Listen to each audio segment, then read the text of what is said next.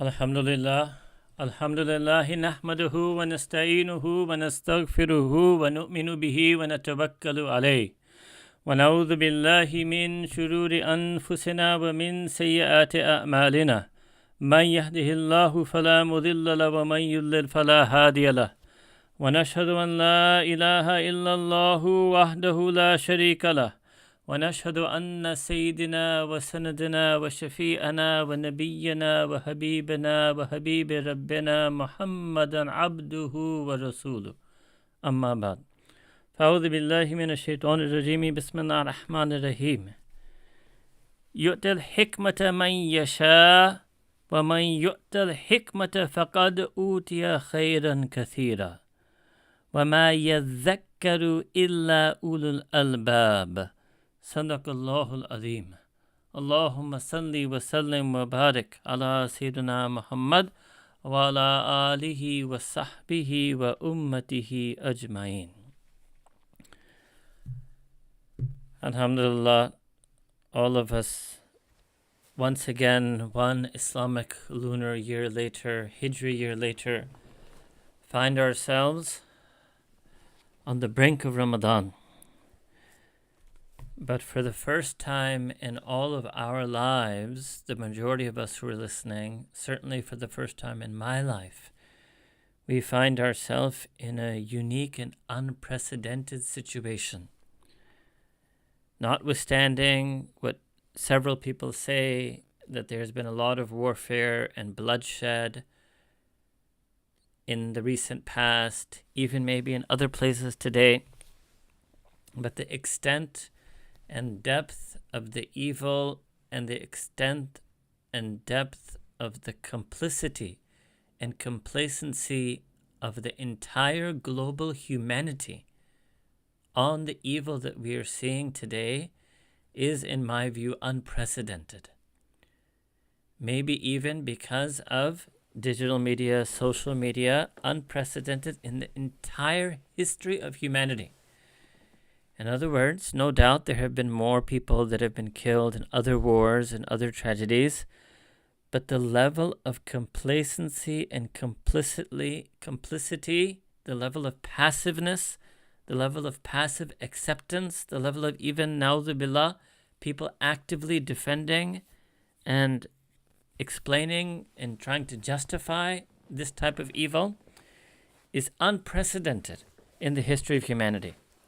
Hitler and Nazi Germany, when they perpetrated the Holocaust, did not have billions of dollars of military aid coming to them from outside sources. They did it with whatever they themselves had, maybe a few regional, other like-minded powers like them in their immediate vicinity of Europe.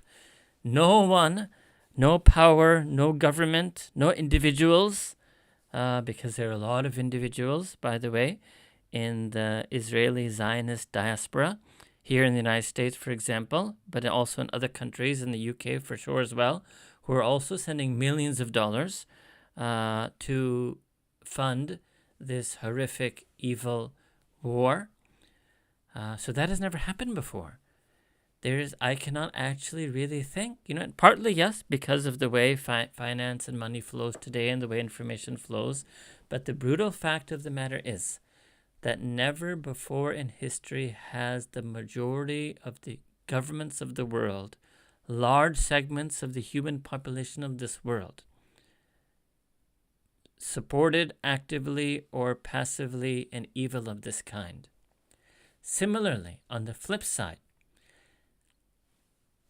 again, I accept because of the nature of the world today being different, but still, never before has such a large majority of the ummah, in terms of the large majority of the governments and armies and powers and forces of the ummah, allowed such a evil and tragedy to happen.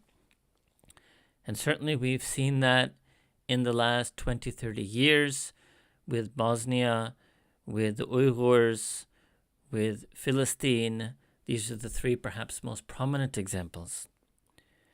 But other than these last 20, 30 years, so this post-Cold War era, so to speak, being somebody who was born and raised in the Cold War and was a college student when the Berlin Wall fell and the Soviet Union disintegrated, the post-Cold War era, in sharp contrast to what Western political science and international relations suggest, that it was the dawn of a new international liberal order, an era of peace, actually has witnessed the most sinister evil, sinister kinds of evil in the history of humanity. Just imagine if in history the United States send $100 billion of weapons to Hitler for him to do the Holocaust. Imagine what people would think about that. Imagine if the United States Security Council sat to discuss whether they should stop Hitler from doing the Holocaust, and the United States vetoed a resolution asking Hitler to stop killing the Jews. How would history view that? That is the current situation. That is the current reality. And because I don't want to, this is not going to be a political science lecture, but this is just an example for you to understand the extent of what has happened. Just that one example I gave you, any reasonable human being would be absolutely shocked if they were to find in history that the United States sent $100 billion to Hitler, that the United States supported all the ovens and all the bullets and all the gas and literally the United States has sold in the past, maybe not immediately now, but in the past has sold chemical weapons to Israel, white phosphorus and the like, that Israel has used in the past few months.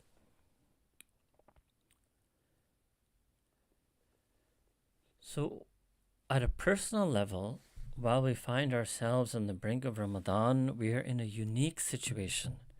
And I really want to say that the Muslim Ummah should understand and respond to this situation in the same way the West, in fact, more than the West responded to 9/11. And 9/11 changed, and that's faded somewhat now, but in the immediate aftermath of 9/11 and for, at least 1 or 2 decades afterward, it deeply affected the way the West viewed the world. And really, these past 5 months, should change the way we understand the world and should change the way we live our life and should change the way how we spend Ramadan. And that's what I'm going to get to in the end. So unfortunately, again, like many of my talks, you have to listen to the whole thing. And really, I'm going to be saying a lot of things. Again, the first part will be a bit more, let's say, analysis of the contemporary reality. And then the second part will be, inshallah, the impact and guidance, the impact that practical reality should have on our faith and religious and spiritual understanding and practice in this Ramadan and beyond. So it's going to be a very, very different preparing for Ramadan. It's not actually even a preparing for Ramadan talk. And anybody, especially for our new listeners or subscribers in the US, you need to listen. You will find it, inshallah, somewhere on the YouTube channel. Previous talks from previous years on welcoming Ramadan. Inshallah, also Wednesday at 6 p.m. New York time, I'm giving a talk somewhere, which I will, inshallah, also broadcast over here, which is the standard, so to speak, welcoming Ramadan talk. But this is not a standard Ramadan for us, and we are not in a standard situation, and we have to really reflect and understand. And alhamdulillah, unless somebody has recently accepted Islam or recently made Tawbah and is fasting Ramadan for the first time in their life, really all the standard things that I've also addressed myself with and shared with many of you over the past years, all of that apply, but this is not a standard situation and this is not a standard Ramadan.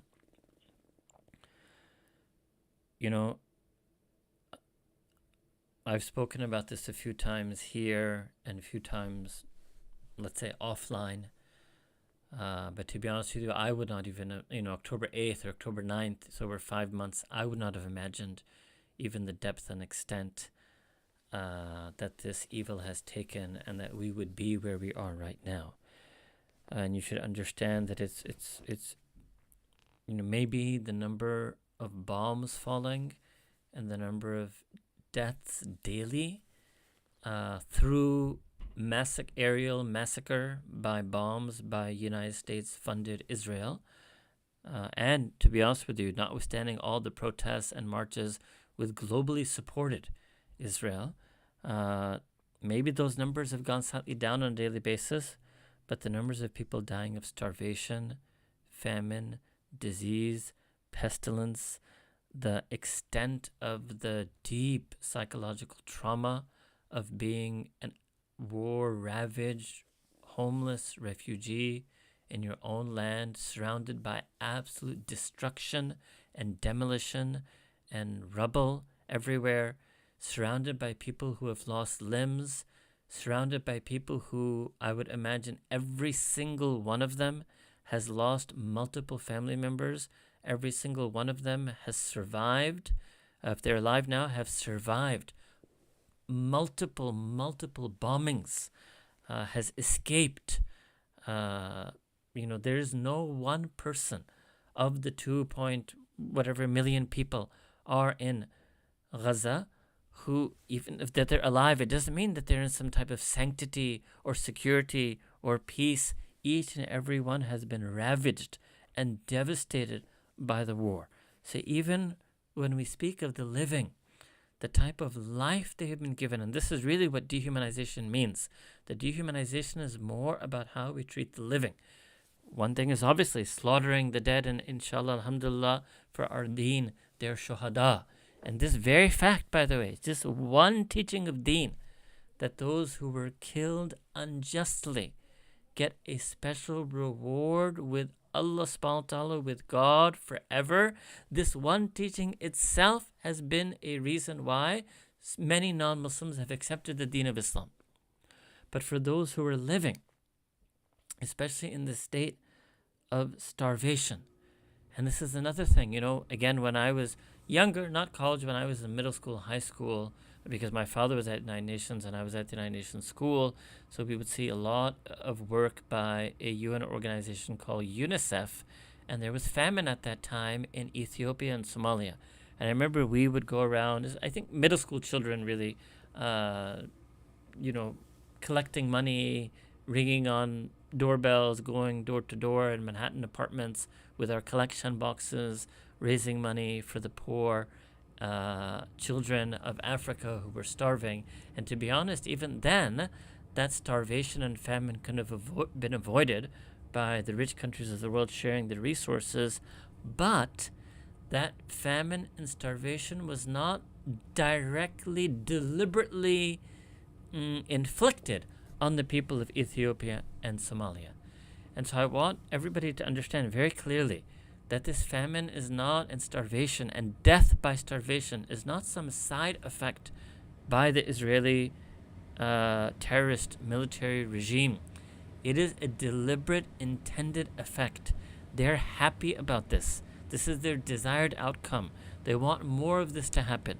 They want to kill so many people and starve so many people and terrorize so many people that ultimately the world will have no choice but to open the gates of Rafah, and the Palestinians will leave. They're, as we speak, building massive road networks in Gaza. They're starting settlement processes in Gaza. Their post-war plans for Gaza is to occupy that whole place. And yes, any Palestinians who have the misfortune of staying behind, because the real game is to expel all of them, to do the ethnic cleansing, to reclaim all of this land for the greater Zionist Israeli project.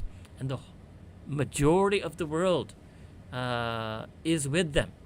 Even don't look at the 60%. If you take a popular opinion poll in the United States and it says 60% of the people are against the war, read the other side. That means 40% of the people are in the war. Now read it again. 40% of the kinds of people who New York Times has access to are for the war. The kind of people in America, born and raised in this country, I can tell you, the kind of people in America who the New York Times has access to take a poll is a select group of relatively more liberal, more educated people. The vast majority of this country think Donald Trump, think the followers of Trump, the voters who vote these people in.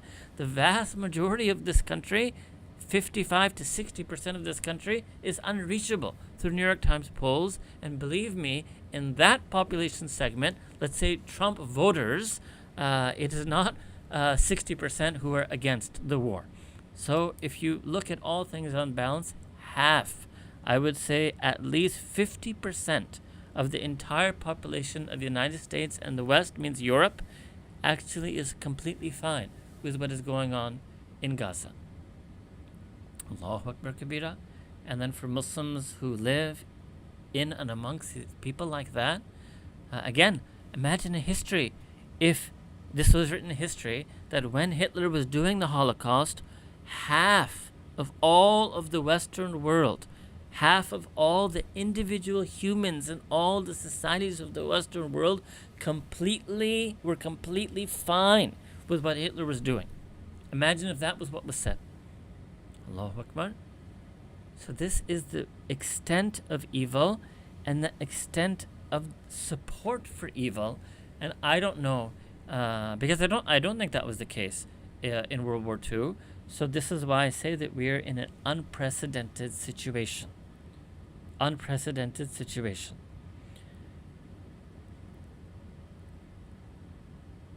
So I'm going to talk a little bit about, before I move, so let me share with you a little outline of the talk, so that maybe that will help, inshallah ta'ala, us to connect these pieces together in the way I'm trying to connect them, because it's very important for me that you listeners are able to connect these different strands together the way I'm trying to present them, because I may not be able to present it in a way that enables someone to do that. So the first thing I'm going to do now is I'm going to talk about what would be the ideal situation, because much of the propaganda and talking points are about what would you have done, what should have happened, what is the ideal, and what is the ideal peace deal, and what will be the ideal post-war situation. And obviously, I'm going to say now, and I will repeat quite a few times when I do this, that all of these ideals are completely impossible. Completely. Absolutely, utterly, completely impossible. Not even impractical, not even, just absolutely impossible. But I want to explain what those ideals are for a reason. Because in the second part, I want to talk about, as a ummah, as individuals, each and every one of you and me should reflect on why we have allowed a situation to arise where justice and fairness and peace is absolutely impossible. Now, we're not maybe the only ones who have allowed this to take place. The whole world has allowed the world to become a place where justice, fairness, and peace is absolutely impossible, I'm going to tell you. Absolutely impossible. But that's the second thing. I'm going to try to diagnose that.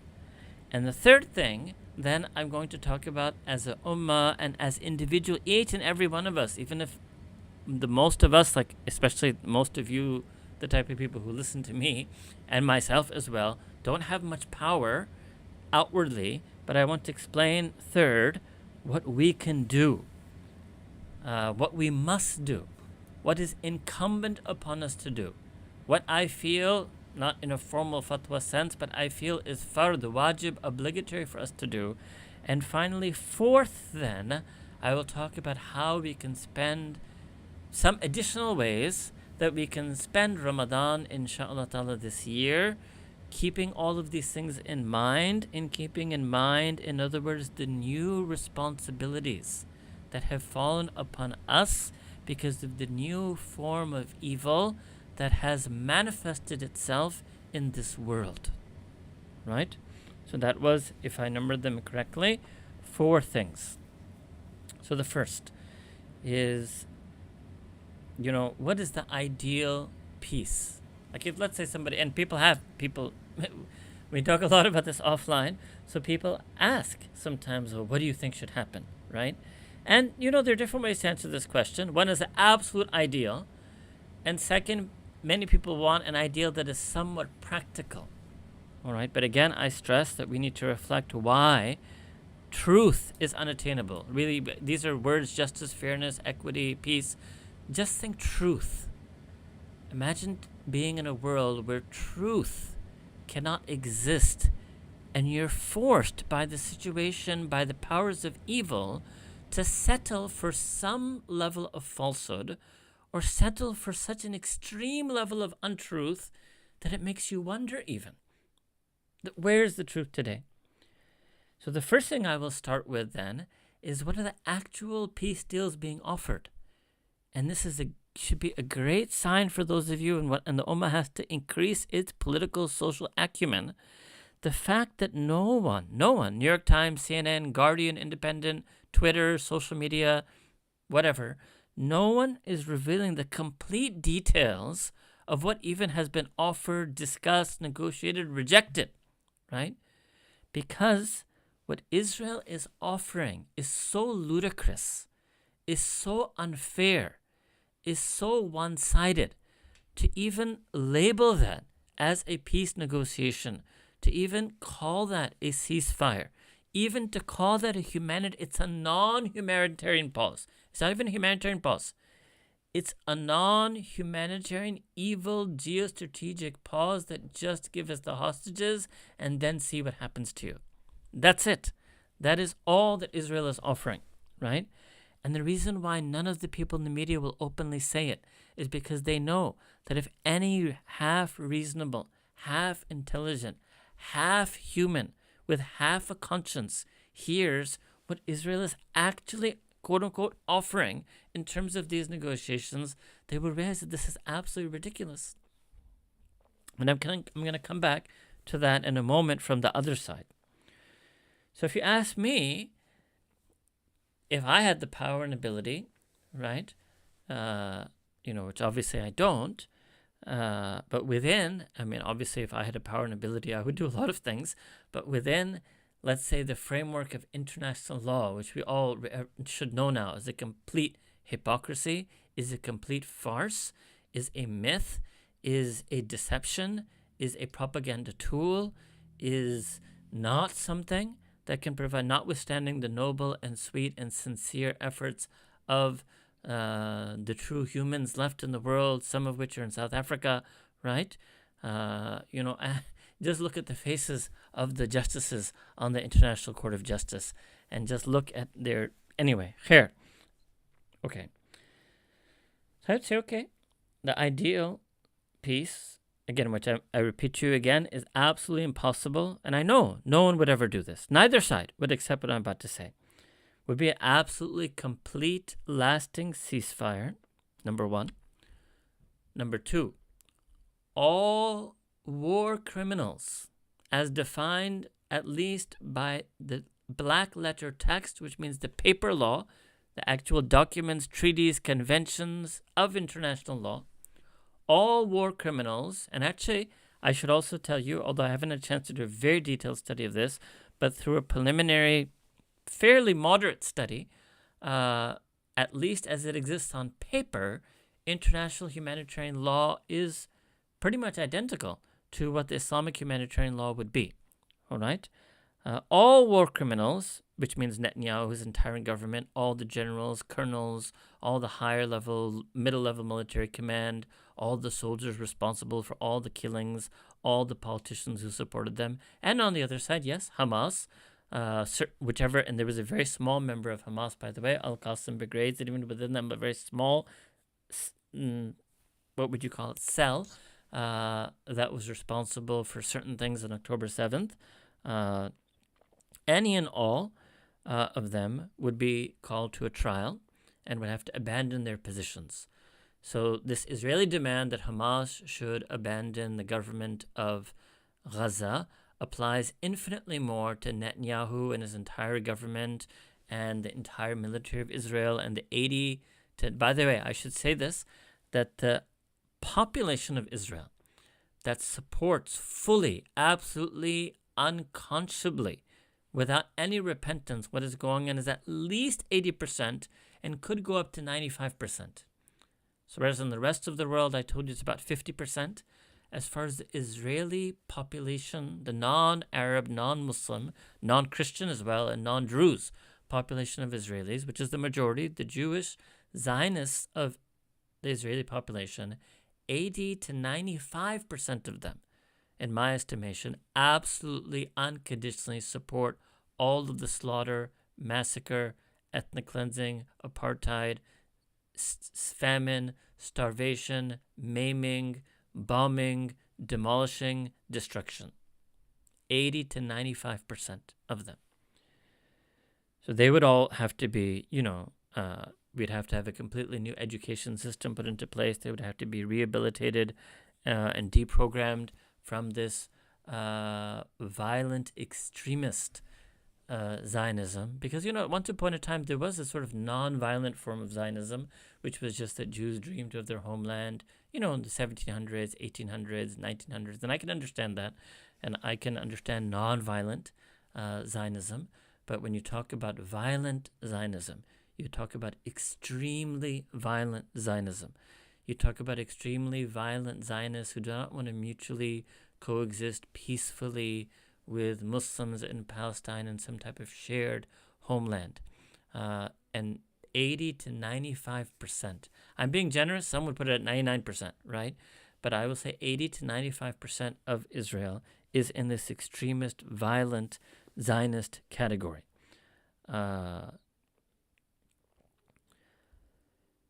So the ideal peace would be that all people who have either inflicted or supported massacre and violence would all be arrested and would be brought to trial and would be punished according to their crime. Not all of them would get capital punishment.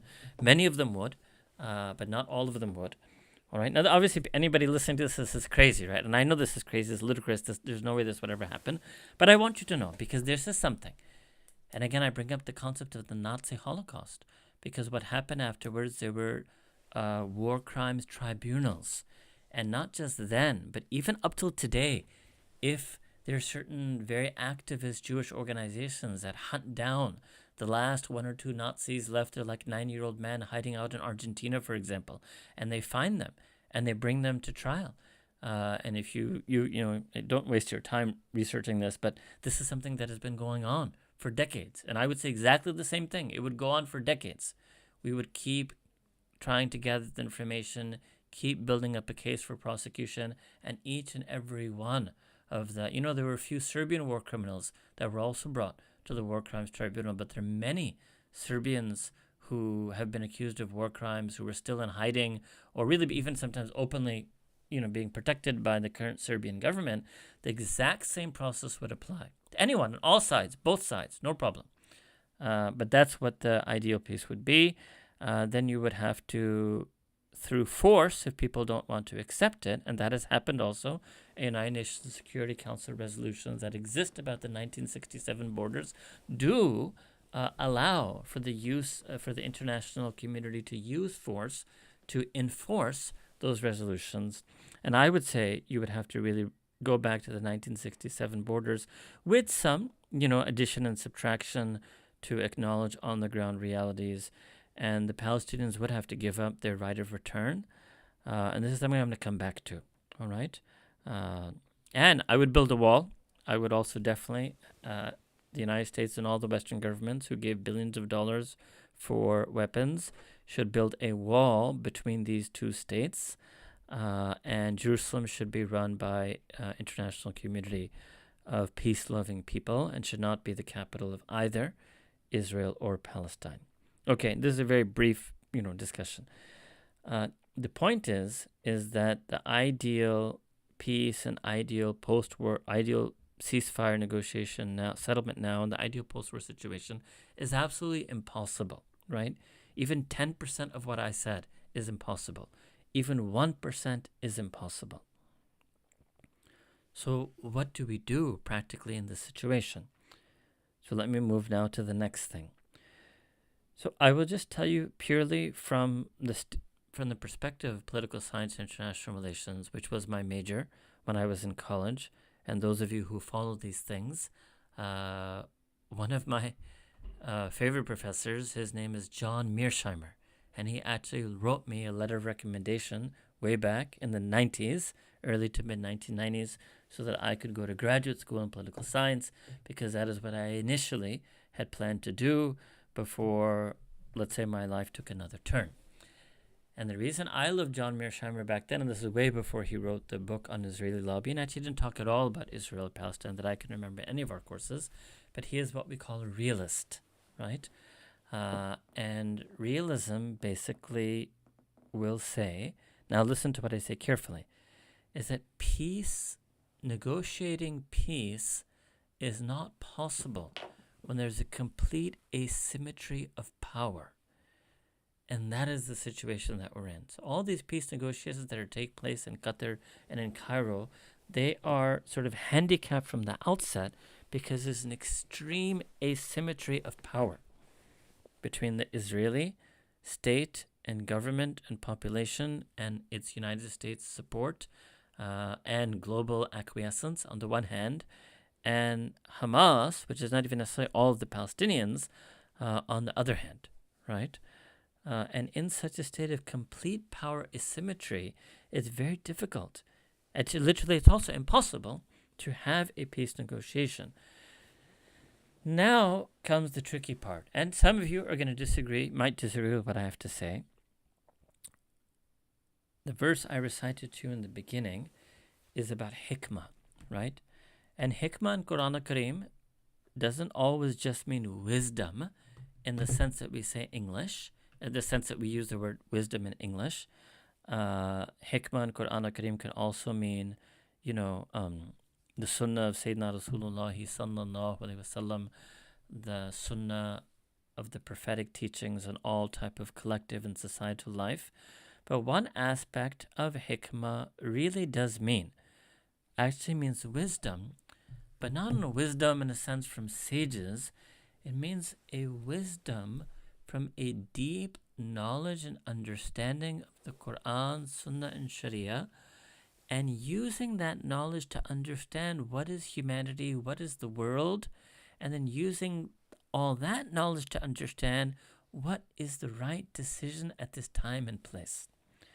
Now, none of us have access to what discussions are going on, so I'm just going to role play this.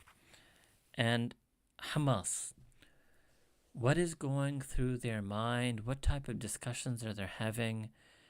And part of me feels, because I'm being a realist and because I have a very bleak outlook, is honestly, whether Hamas accepts even the ridiculously terrible terms that Israel is offering, which, let's say in the most simplest sense, what little has been released to the media, or what little the media is willing to share, is that Hamas must release all the hostages, and there will be, and I've seen sometimes different things, 30 days, 60-day, 90-day pause.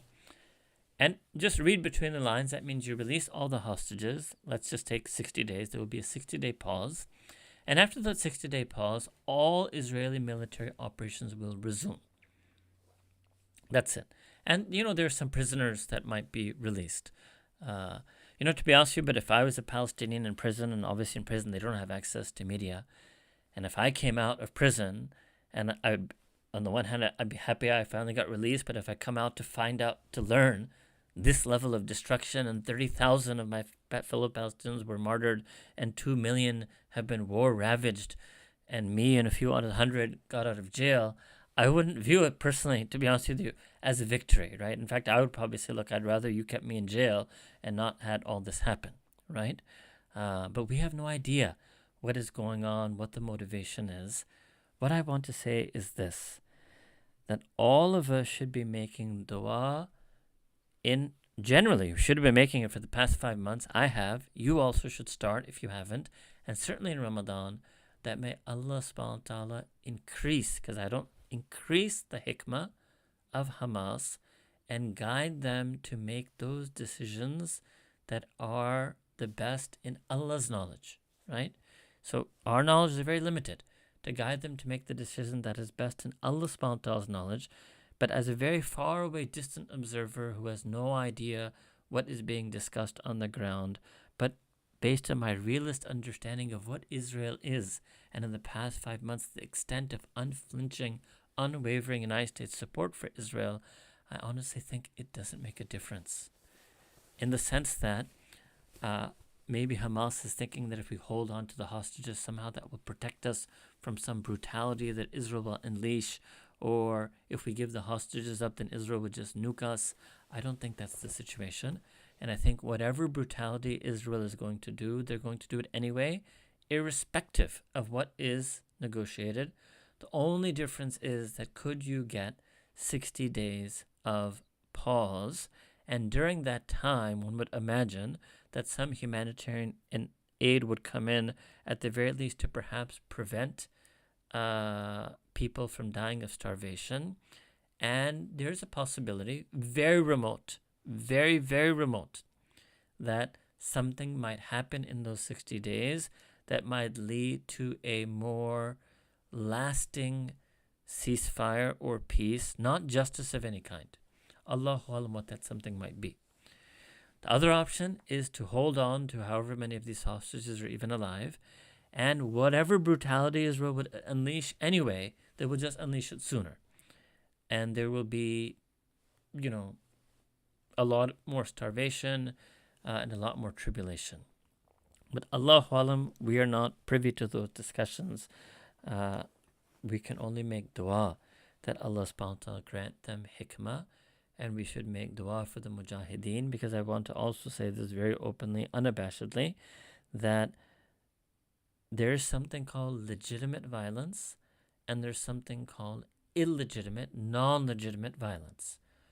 Right now, and for the past 5 months, I wouldn't even call it resistance, any self-defense. It's not even resistance. Is gone way. The occupation has gone so deep that you can't even talk about resisting it. Any act of self-defense against the Israeli military war machine is absolutely, and I will also share with you, by the way, you'd be amazed how many non-Muslims say this, how many non-Muslim professors of political science are willing to say this, that it is actually completely legitimate. But again, and I'm sitting very far away, so I don't know, but it appears that any ability Hamas has had perhaps to do that has also faded, almost nothing, right? So we're not really talking about resistance, we're not talking about defense, we're not talking about any real capability. Allahu alam, but we should make dua that Allah subhanahu wa ta'ala grant them hikmah and wisdom to decide whatever is best in the knowledge of Allah subhanahu wa ta'ala. Alright, so this is the practical thing. So this practical thing that I left you with is so far from the ideal, right? So far from the ideal. So the next thing I want to do is explain, broadly speaking, what are the reasons why we are so far from truth and just the conditions conducive to truth, justice, and peace. The first thing is what is called hard power. And really, what has happened in the past 5 months has actually explained all of what in political science is called just war theory, has explained why nations have militaries, because you have to have the ability to defend yourself against violence.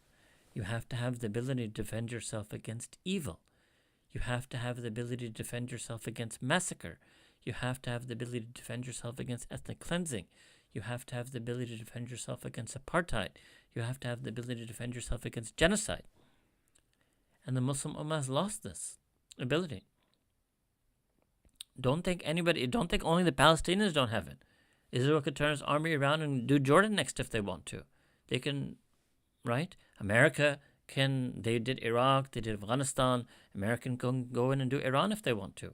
America could go and do Egypt if they want to.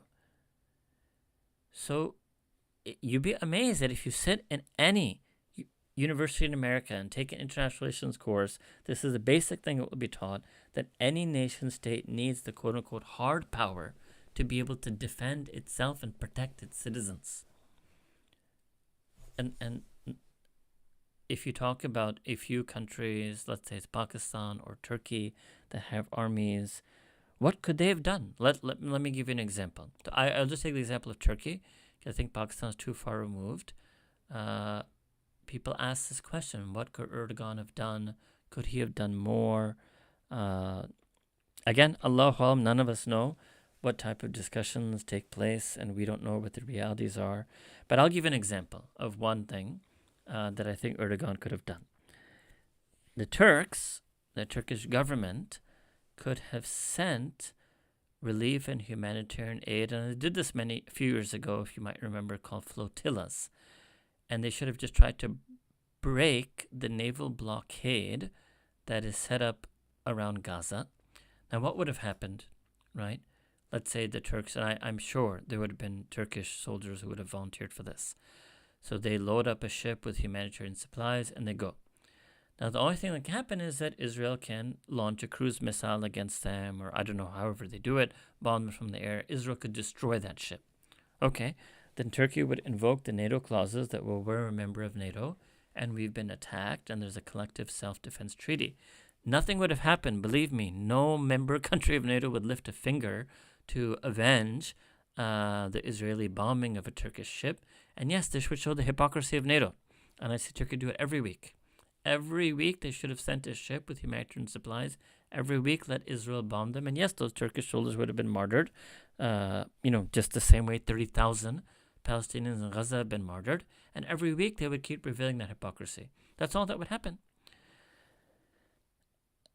But maybe if they had kept doing it, at some point, and they kept going to NATO every week and filing a case, at some point the West may have realized, or for example, because they're NATO members, the United States Army could have set up an inspection point for those ships, and the U.S. Army could tell Israel that we've inspected these shipments and they only contain humanitarian supplies, so you have to let it through.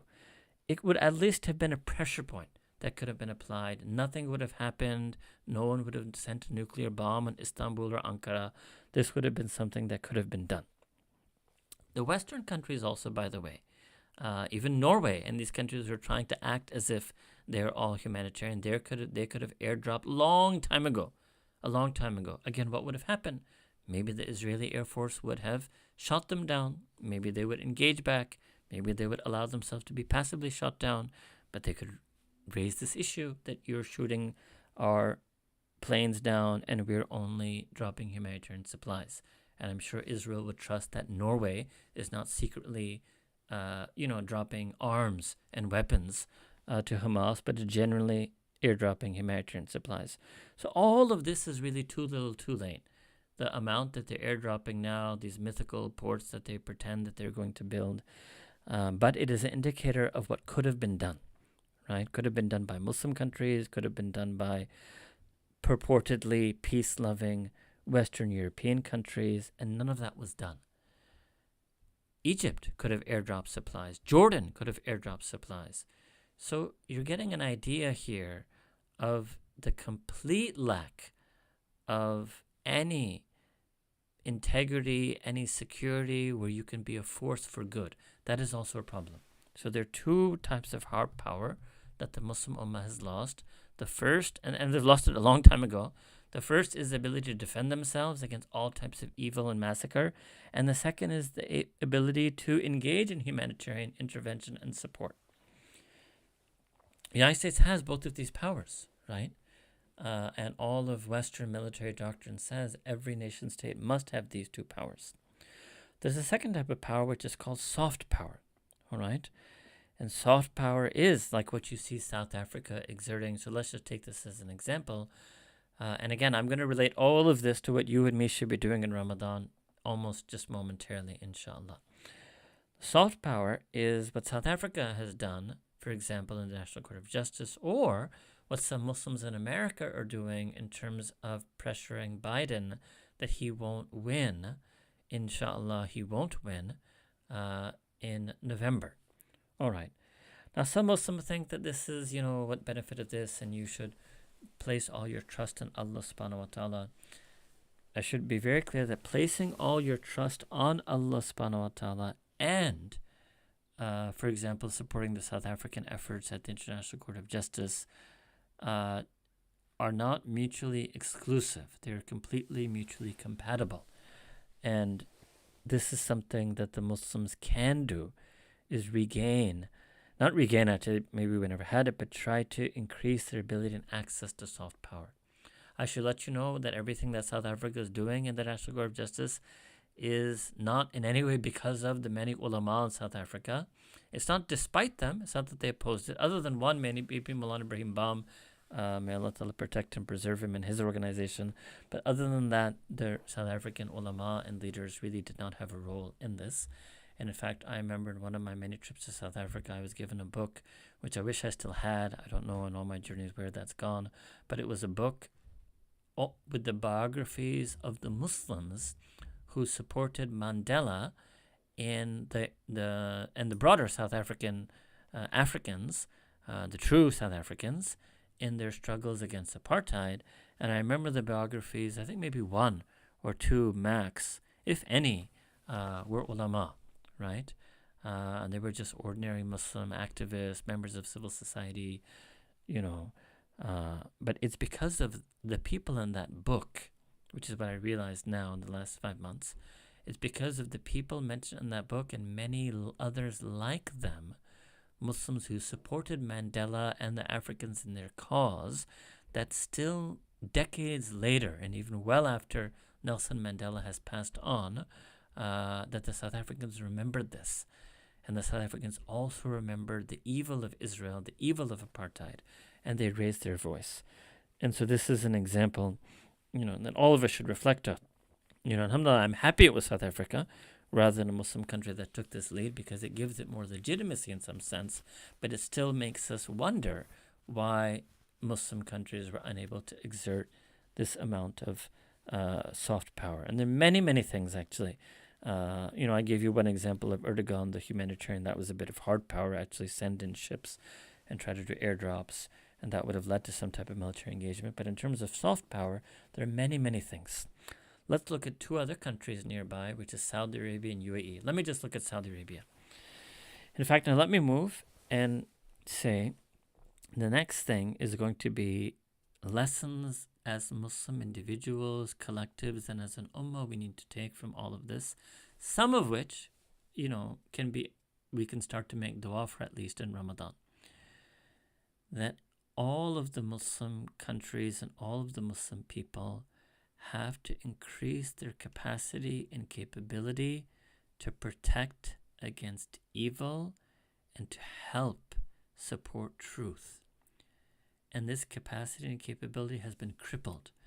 And the extent to which it is crippled has been clear in the last 5 months. So let me take 2-3 countries maybe who are in that immediate region. And I would just take Pakistan also, because we spent many years there, and still, mashallah, a fair number of our listeners are from Pakistan or of Pakistani origin. So Turkey, Egypt, Saudi Arabia, and Pakistan. All right. If these four countries had combined and collaborated in soft power, there would be a lot more that they could do simply through the exertion of soft power. Soft power means it doesn't involve any loss of life, doesn't involve military engagement. There's a lot that could have been done. So I'm going to very briefly highlight some of the mistakes in our understanding of these four countries. Let's start with Turkey. Mashallah, no doubt, before Erbakan, and many, people whose names I don't know, and I'm not a scholar of Turkish political history, but anyone who has been, and I went to Turkey whenever it was 6 months ago, all of us know and have witnessed that, mashallah, Ataturk's radical, extreme, militant, and sometimes violent form of secularism has been rolled back, right? And there is now freedom of religion in Turkey, freedom of religious expression in Turkey for the Muslims, and that freedom should be extended to everybody in Turkey.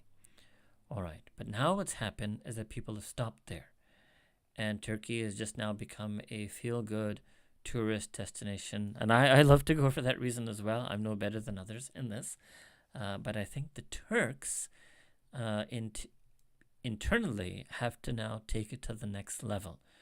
And the next level isn't joining the EU. That is not the be-all and end-all of life on Earth.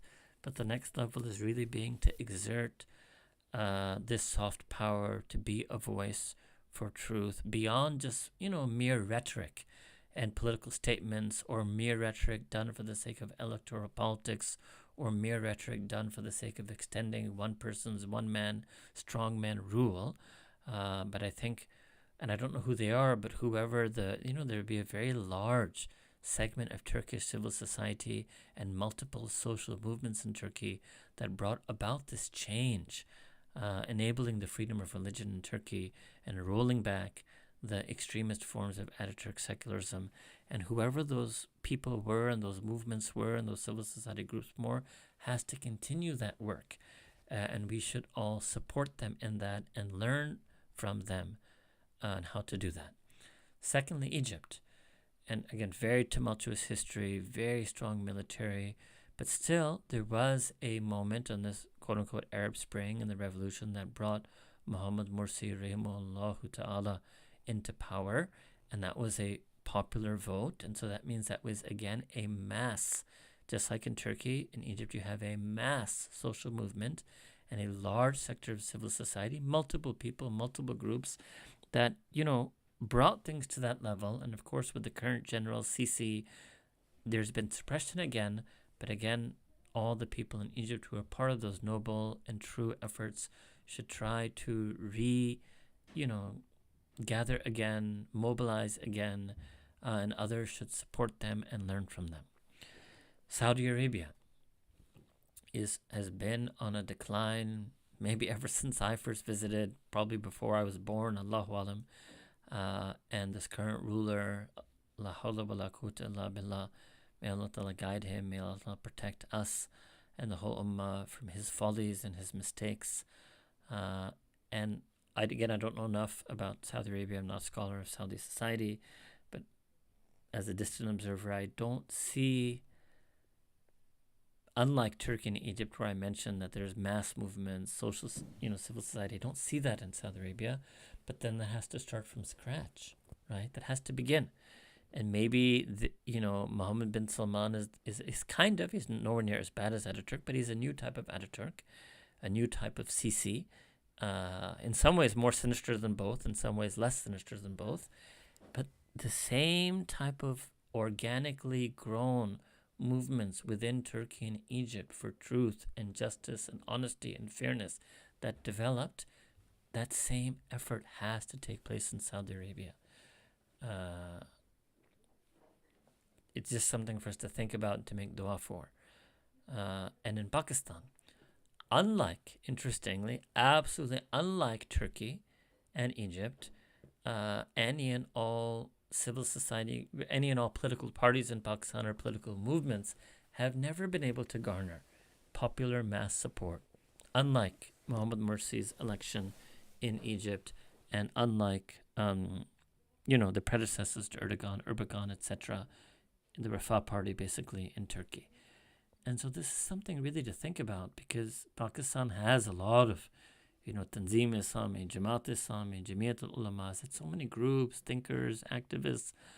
But, so I would say to some of our old friends there and to some of the, let's say younger middle-aged people between 30 and 40, that don't focus on success, focus on impact. Because what I've seen also in the last 1-2 years, people in Pakistan are doing dawah, alhamdulillah, but and again I might be distant, but because I've lived there so many times, I'm really not so distant an observer, focused on the success of their dawah. That success being often based on numbers of people who attend an event, or number of people who subscribe on the YouTube, or numbers. There's a slight difference here. People might be wondering, focus on impact. In other words, what is the impact your dawah is having on that society, on that country? Not just on the individuals.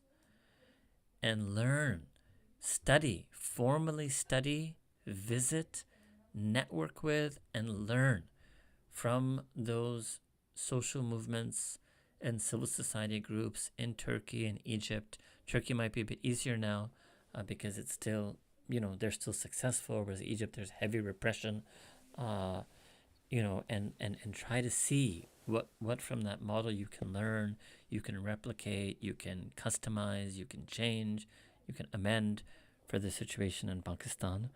But another very important country with also very repressive military. And I think I will highlight one difference there.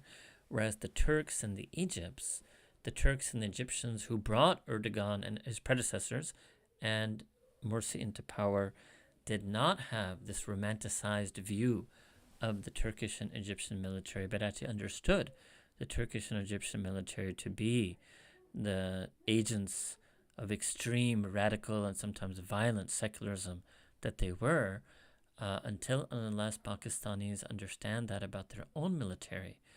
I could see, outwardly, apparently, the number of beards and hijabs going up, and, these certain measurements of quote-unquote success. But in terms of impact, you won't be able to take it to the next level of impact until you really reflect on how to address the many, many social, economic injustices in Pakistan. And again, taking that also from a sincere, organic perspective that you develop yourselves, not, going and looking at what the secular YouTubers and podcasters are talking about and what are their button issues. And okay, let's have podcasts on the same issues. And, to really start from scratch, because that's really what you will see that was done in Turkey and Egypt. All right? So a lot of soft power to be developed within the Muslim world. And last is for those of us that are Muslims in the West.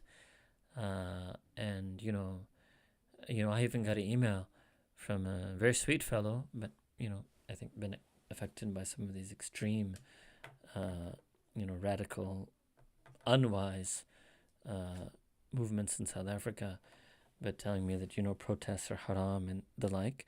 But for Muslims in the West, they need to exert their soft power, no doubt, whether that's through protest, organization, collective action, even through the ballot box, all the while keeping all of our certainty and gaze on Allah subhanahu wa ta'ala and our absolute trust in Him. All right. Now, about Ramadan. I'm sorry, this first part went actually longer than it was meant to. This year in Ramadan, and the reason I said some of this is that this has to be in our consciousness in this month of Ramadan. So the first thing I want to say is that we live in a very tragic moment. I will number this now, and I'm going to talk about, I have 7 things here that I want to talk about, specifically about this year's Ramadan, but really carrying that through then, beyond and after Ramadan as well. Now, yes, I have children also. We have families.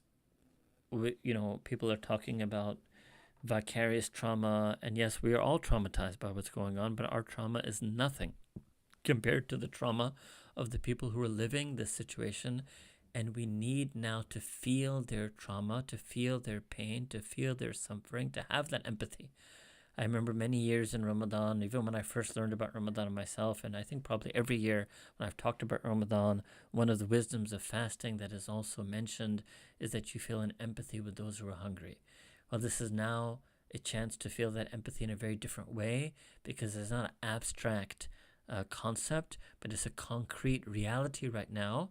And some of you have seen them. Those are very devastating, heartbreaking images of these skeletal, really children who have been reduced to literally what they call just flesh on their bones. La hawla wa la quwwata illa billah.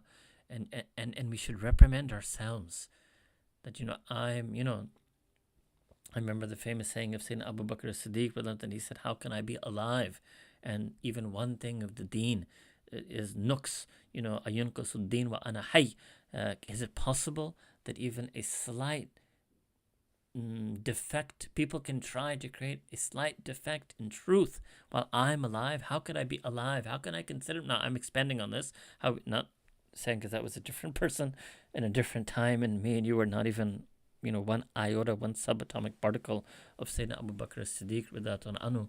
But it's still our reality. We are alive, coexisting in real time, along with these evils and massacres and starvations. And so I do feel that this year in Ramadan and generally, we should have a more somber, more serious, more melancholy. Don't try to suppress, be natural. Don't try to suppress the sorrow or numb the sorrow by binge watching seasons or watching movies, or embrace the sorrow, I would say, to the extent you have the emotional strength and it doesn't, whatever, affect your worship. And everybody's different, everybody has a different mental state, everybody has a different personality. So, but for some of us, allow yourself to walk around in a state of melancholy, in a state of sadness, in a state of grief. Be more somber, perhaps a little bit less merry.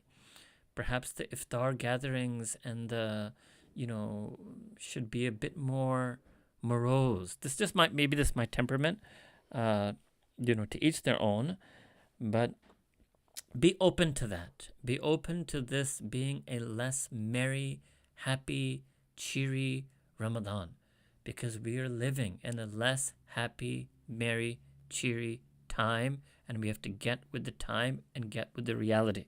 All right?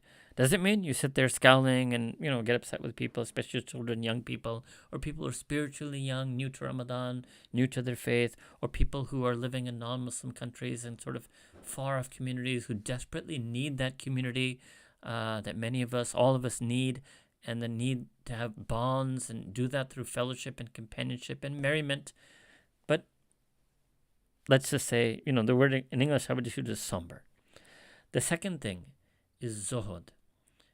And I think really a lot of us, especially Muslims in the West or Muslims who are living, as westernized elites in the Muslim world, no matter how long their beard is, be honest that you're still from the westernized elites, adopt more zuhud. Means more simple living, less extravagant living. Really, I would even, if people can even downsize some of their houses or downsize some of their cars, I can definitely say in the Muslim community in America, the amount of Mercedes and BMWs and mansions is just too much. It's really too much. And it's just, I don't know. I'm not saying it, mashallah, it's your halal earning, you worked hard for it. Yes, technically, absolutely, you're free to spend on yourself and all of that. But all that notwithstanding, there is still something about, even these words exist in the English language, right? Opulence, extravagance, luxury, all right? Israf, there is some excess. And I think really now adopting some zuhud, part of being the somber, but part of also being to increase your sadaqah to the people in Gaza. And that's the third thing I want to talk about.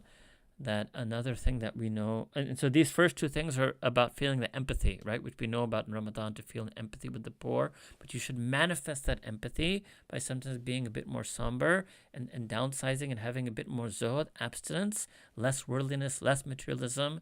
None of those. Don't try to get yourself off an excuse on some Sufi story of some big Sufi sheikh who had the hugest mansion and all the gold, but his heart wasn't in it. You are not that person. That person is 1 in a billion.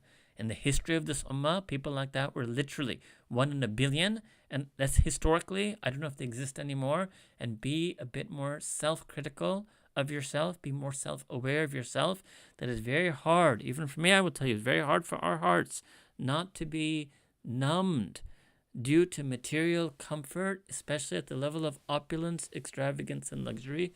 Don't think that you have that level of connection in your heart to Allah subhanahu wa ta'ala, that excessive material wealth and excessive opulence will not affect you spiritually. So just generally, we need to break out of our delusions. We were in delusions about the world. We were in delusions about the global order. We've also been in delusions about ourselves. And if this year Ramadan can at least bring some cracks, if not outright pierce and shatter those delusions that we have about ourselves, it will be a Ramadan well spent. And I'm addressing myself first and foremost, right? Having returned to America after 2 decades, it's very hard to be in this country during times like this, when this country, and again I tell you, 50% of its people and its government is supporting a level of evil and atrocity unlike that I've ever seen or known in my lifetime. So, here, moving on. So these were the first two things: be more somber and have more zuhud. 3, more charity. Now here I want to also emphasize at the start that any of us who, alhamdulillah, mashallah, were doing any regular charity for any individual or any community in Ramadan, keep that going and pinch your pocket more additionally to try to give some additional sadaqah and charity to the people of Gaza and Palestine, or to put it aside for that moment when more opportunities, right? Because now there's a severe limit and constriction on how much aid can go in. But within the next 6 months, between this Ramadan and next Ramadan, there's going to be a lot of opportunity. And I want to talk about that now, the charity. All of us, and I'm also, inshallah ta'ala, making this intention with you, and I want all of you to make this intention, and may Allah ta'ala help each of us to be firm and sincere and remind ourselves of this intention. Between this Ramadan and next Ramadan, at some point, inshallah, things will open up. I don't know what that means. There might be refugee camps in Egypt. There might be refugee camps in Turkey. There might be more ways to get aid in. And that all of us should be prepared and ready for that moment. And those people who can give money should be ready to give money at that moment. You know, even if it means downsizing from a Mercedes to a Honda at this month and taking that money and maybe even, putting in some halal business and, making it your own personal waqf and endowment for when that opportunity presents itself, or thinking about your vacation time if you work and how you might try to spend 5-10 days in some refugee camp in Egypt or Turkey when that opportunity opens up, or mashallah, if you're a medic or a doctor or a surgeon or somebody who has any skill that could be a benefit to any relief and humanitarian effort, think about ways you can free, in the next 1 year. So really think, between this Ramadan and next Ramadan, I'm going to try to free up as much time, or even if you can't travel, do it locally. I'm going to take out 5 days and just all day and night pack, containers or convoys that are going. Think how you think about this next year, because this is going to be a year. It's not over yet. This crisis that we're in is not even fading. It is getting worse. And now take Ramadan, to take the strength of Ramadan, take your du'as in Ramadan, that when otherwise, and when all the standard stuff and all the other bayans still apply to Ramadan, right? The same way we make intentions that we're going to leave so many sins, and we're going to, all the sins, and we target the ones that we're doing. We make intentions that we're going to learn Quran, we're going to do this, we're going to do that. Make these type of intentions as well. Right? Of charity, of service, of khidmah, of relief work, of humanitarian work, of welfare work, of something I'm going to do. It might be something I'm going to write. Maybe I'm going to write something. Maybe I'm going to teach something. Maybe I'm going to be of service in some way. But to take the concept of zakat and charity in a much more broader way. Take the concept of sadaqah in a broader way, to be of not just charitable donation. Maybe in English I would put it this way: to be of charitable service. I need to make myself a person of charitable service, which requires more sacrifice and more time than just 5 minutes making an electronic donation. Transform yourself, inshallah. And I'm addressing myself because I'm also been very weak in this. We need to transform ourselves in this month of Ramadan, so that for the next year, entire year, between this Ramadan, the next one, we become people of dynamic, charitable service. Okay, again, this is building on the theme, as all of you know from the standard Ramadan bayans, that Sayyidina Rasulullah sallallahu alayhi wasallam increased his sadaqah, his charity, in this month in Ramadan. So somber, zuhud, and this notion of charitable service. 4th, I'm going to go back to what I said, but I'm just going to do a little ishara if you want, is that soft power. Don't maybe try to work on that this month in Ramadan, but make dua to Allah subhanahu wa ta'ala for hikmah. Make dua to Allah subhanahu wa ta'ala for our own hikmah and for the whole ummah to have the wisdom on what type of soft power to try to get, how to use it, right? How to exert it, where to develop it, where to apply it, how to mobilize for it, how to network for it, Just make dua. You don't have to use all these words. Just make dua to Allah subhanahu wa ta'ala for hikmah. And as I said again, make a lot of dua that Allah subhanahu wa ta'ala grant hikmah to all the people on the ground there who are making decisions, who are faced with incredibly evil circumstances and trying to figure out, navigate those evil circumstances in a way that can bring forth the best truth and justice, as I told you, is absolutely impossible. And it's really in situations of absolute impossibility that a person turns in absolute need. This is called idtirar, halatul idtirar, absolute need and dependency on the absolutely almighty, absolutely powerful, absolutely wise. This is another beautiful thing, that Allah subhanahu wa ta'ala himself is al-Hakim. He intrinsically, innately is wisdom itself, and He gives it yu'ta. He gives hikmah. He bestows hikmah. So it's Allah subhanahu wa ta'ala, the being who is infinitely wise, bestows that wisdom. So to think about that, to make dua for that, for ourselves and for the whole ummah. Then it goes without saying, but I still want to repeat that the next, and I've lost track here of the numbers, maybe it's because I added some number 5, make tawbah. And another, we have every reason to make tawbah for every sin, right? But we can add an intention this month in Ramadan, the Arabic Kareem, based on what's going on in the world right now.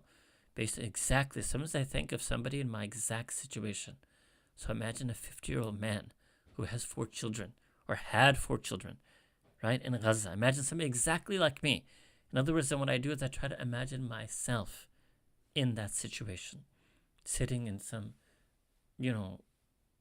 tent in Rafah with bombs going around every day, 1 leg gone, 2 out of 4 children gone, another child there but also mutilated, handicapped, sitting with famine, no food to eat, no water to drink. Just think of that situation. Now, in such a situation, would you do a sin? If you were in that situation, forget this rational thing, oh, there's no opportunity to sin. Just think about your heart. Would you do a sin at that moment? Would you watch something on the screen if you were like that? You have to, that's part of the empathy, right? So this is another reason, another impetus, another motivation, another inspiration to make tawbah, that I need to feel this situation. I need to feel, this is empathy, I need to feel what they're feeling. And in a state like that, in a condition like that, there's absolutely no way a person would sin. So I want to ride on that wave of empathy for these incredible sabirin, awliyaullah, 2 million awliyaullah. We're living in Gaza, and I want to ride on the wave of that's called wilayah, and I want to make true tawbah for all of my sins. The next thing is to just read lots of Quran al-Kareem. But I want to, obviously this is a standard teaching of Ramadan, but we can think this way, that there are 3 things Allah subhanahu wa ta'ala has mentioned in Quran about Ramadan. First is the fast, right? The act of abstaining. Second, Shahr Ramadan alladhi unzila fihi al-Quran, that this is the month of Quran. And third, la'allakum tattaqun. So basically the fast, the physical aspect of the fast, is so that we get connected to Quran al-Kareem, so that we get taqwa. So view it in like this causal relationship. It's not that we're reading Quran so we can get taqwa so that we can fast. No, the fast is not the goal. The fast is the means. The fast is the sabab. The fast is the surat, the hayat, the shakl. The fast is the outward apparent form of existence we will adopt. Alright? So to read as much Quran al-Kareem and to flee to the Quran. So when you're overcome by grief and sorrow, to flee to the Quran, to memorize Quran al-Kareem, to recite Quran al-Kareem. And really, the memorization of Quran is one of the things that will just save you. Again, I want to say these words again. Look for impact, don't look for success. Because many of us, myself also for many years, we made the mistake and we thought that, look, because we're older, it's more success for us if we learn some tafsir of the Quran, or learn some, nukat or interesting, subtle points of the Quran, right? And we didn't work on our tajweed, and we didn't work on our tahfiz. Now, you've given that a shot, right? How much impact did that have? Ask yourself. Be tough on yourself, right? All this knowledge I have of Quran, all this tafsir I studied, and all these subtle points that I learned, how much impact did that have on me and my life? Okay? So look for impact. Alhamdulillah, a person who is able to recite Quran al-Kareem properly, who is able to memorize Quran al-Kareem, that has a very deep impact on their life. Yes, alhamdulillah, obviously knowledge, ilm of Quran, tafsir of Quran also has impact. But I think we have been underestimating the impact of tajweed even, and tahfiz, of proper recitation and extensive memorization. So I had started here and been advising, sharing this with the friends that we have now in the US, that they should max out their hifz.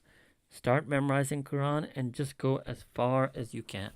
And this should be a prerequisite or a fundamental core component of any course of study that any institute or dawah organization or seminary or madrasa is offering.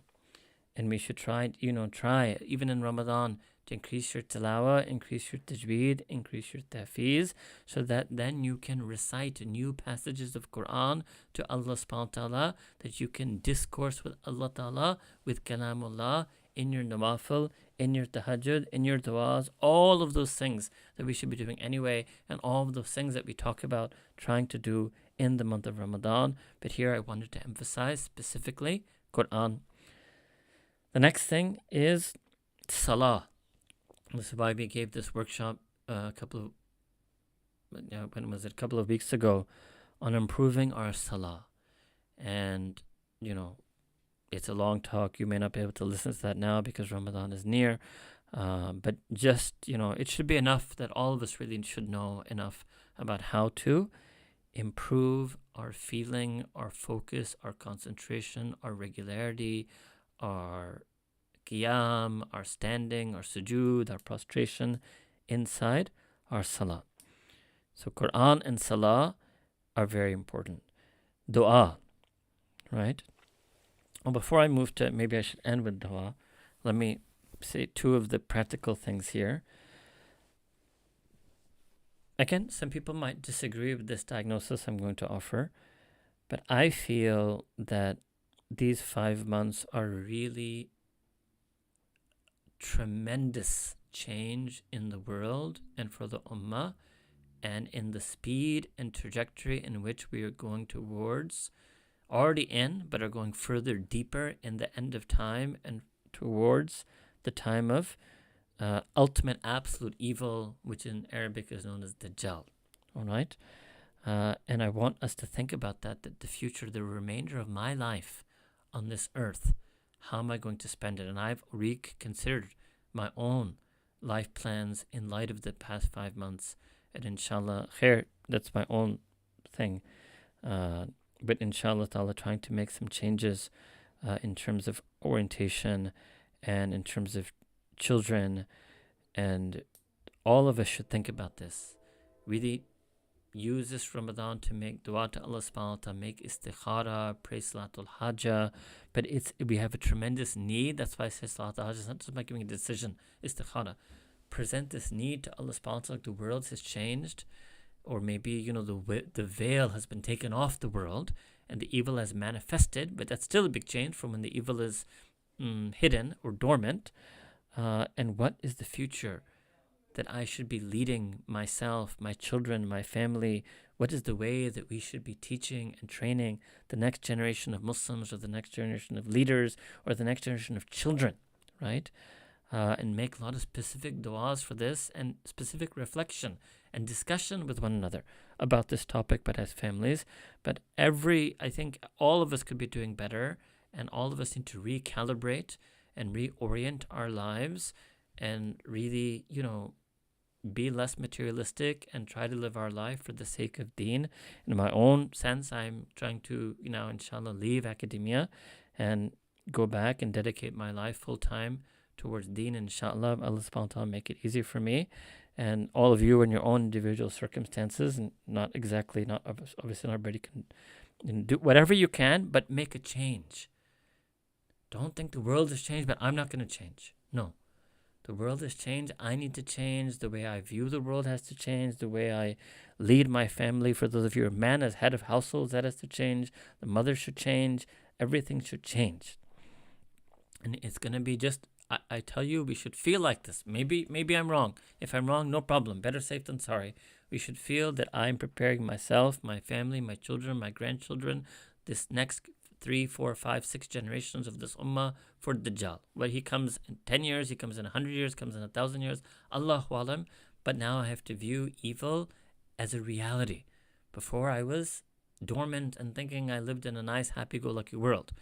And now, but when evil is a manifest reality in this world, humanity has to change. True humanity, this ummah, and we're the only ones who can help the non-Muslims out of evil, to protect them from the evil, to unveil the evil in front of them so that they also don't get deluded by it.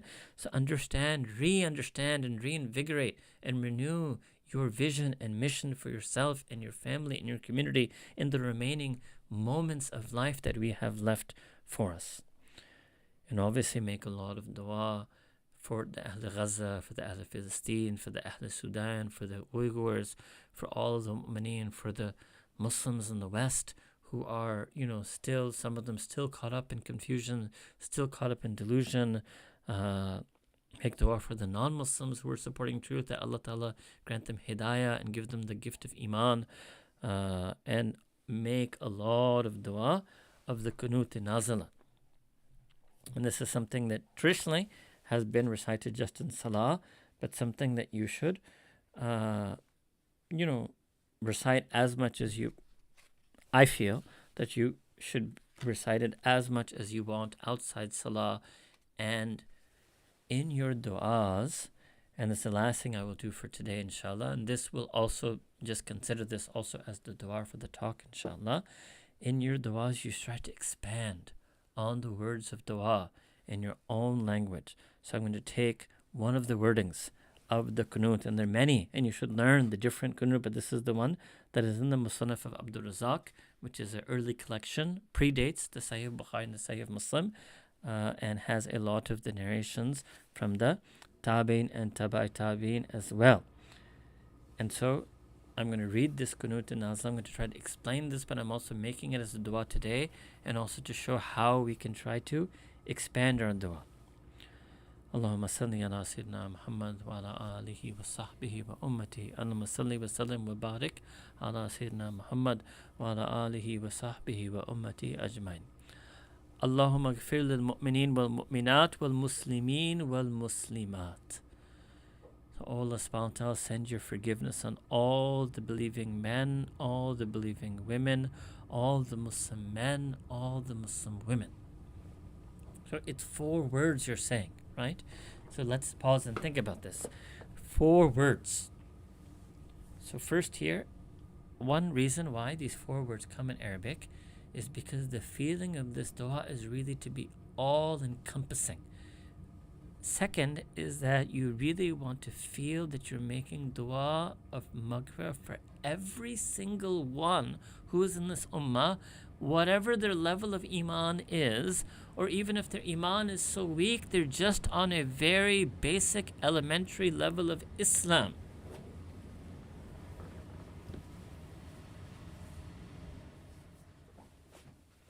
That they're on a basic, elementary level of Islam.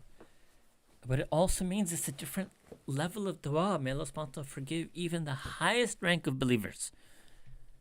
And we are living in a time like that even the highest rank of believers who are alive today, all of us need maghfirah. Nobody is beyond the maghfirah and the forgiveness of Allah subhanahu wa ta'ala. So that's another important teaching of this dua.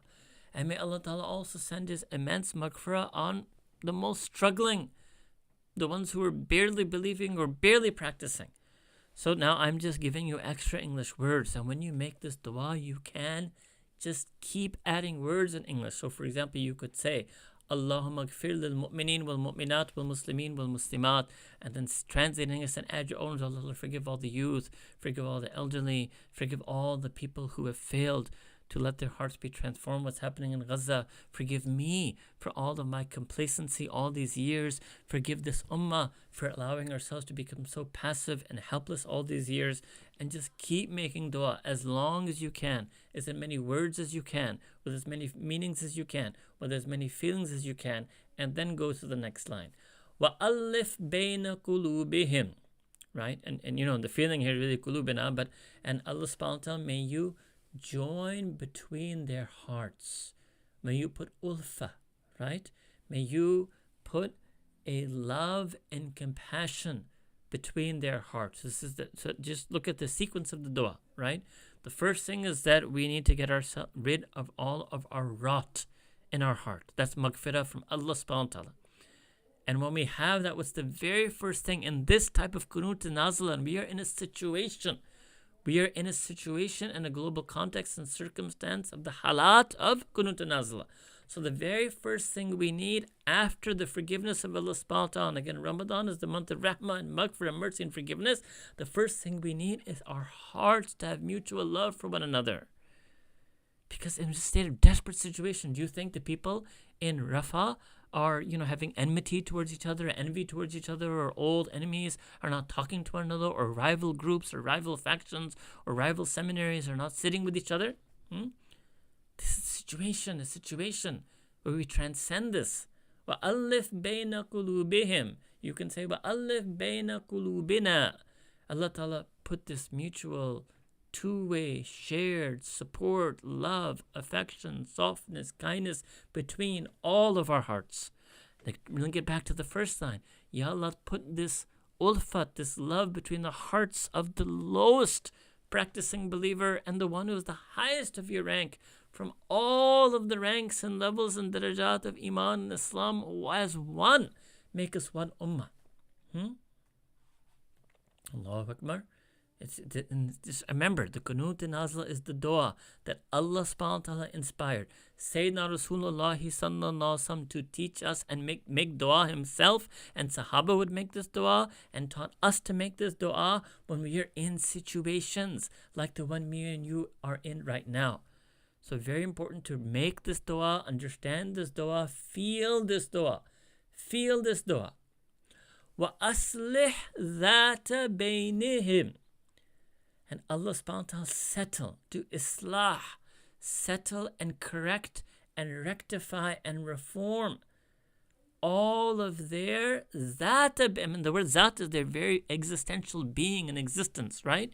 Means their very being, their existence, their matters, their affairs, bainahim, between and amongst themselves. So this is the second way of unity. The first was وَأَلِّفْ بَيْنَ قُلُوبِهِمْ, is unity in the hearts, and وَأَصْلِحْ ذَاتَ بَيْنِهِمْ is the outward unity in terms of our connections, our interrelations, our mutual support, our collective action.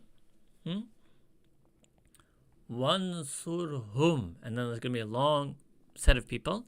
وَانْصُرْهُمْ, the next thing is that we need Allah subhanahu wa ta'ala's help. We're asking Allah ta'ala to send His nusrat, His madad, His, the English word help is inadequate.